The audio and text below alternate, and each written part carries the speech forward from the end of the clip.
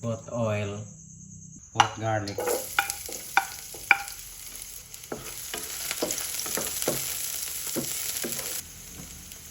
Put onion.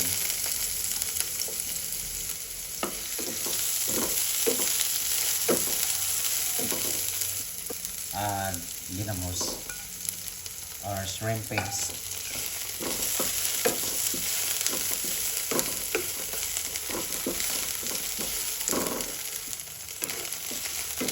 Mix the shrimp paste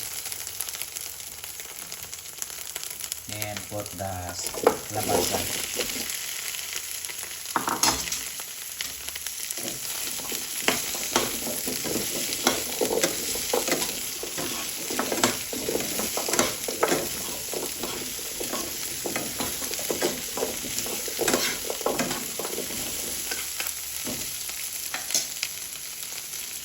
And we're going to put the ginisa flavor seasoning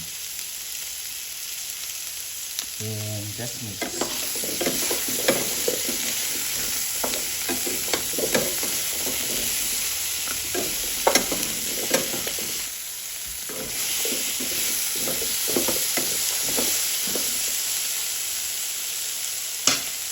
Then right after, put the water and boil our kalabasa.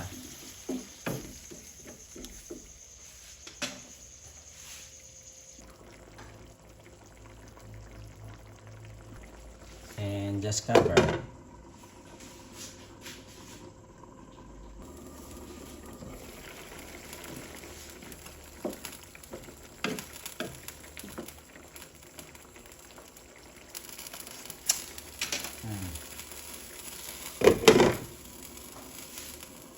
Ang sarap ng sabaw.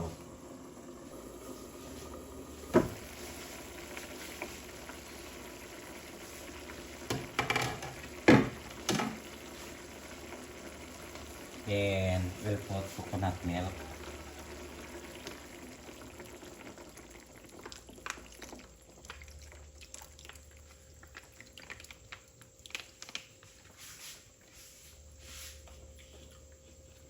Yes.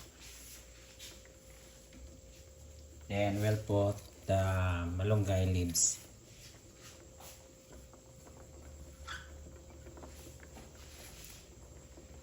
Then add ginisa flavor mix.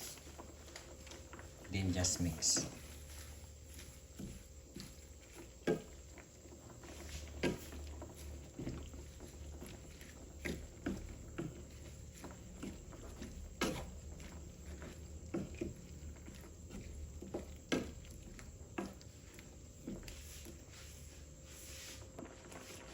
Ayan, tikman ang sabaw.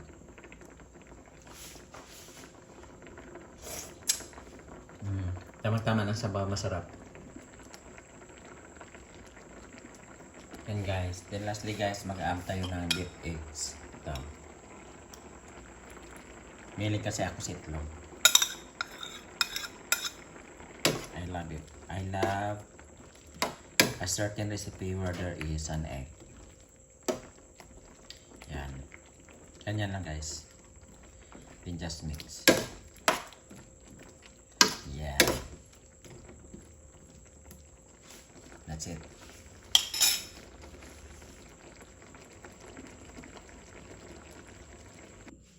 Tapos set aside na lang natin.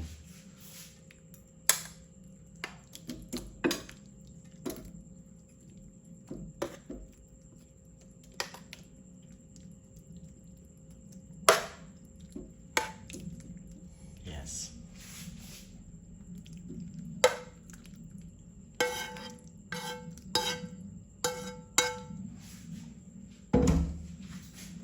So this is my new recipe guys.